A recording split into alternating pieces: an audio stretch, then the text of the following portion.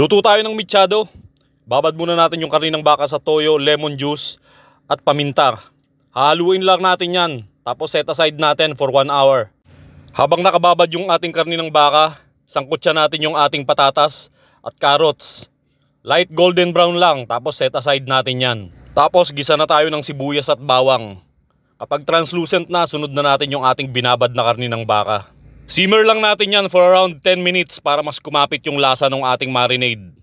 Then maglalagay tayo ng beef stock. Ito tinunaw ko lang yung ating beef cubes sa tubig. Then sunod na nating ilagay yan. Pakukuluan lang natin yan hanggang sa lumambot yung ating karne.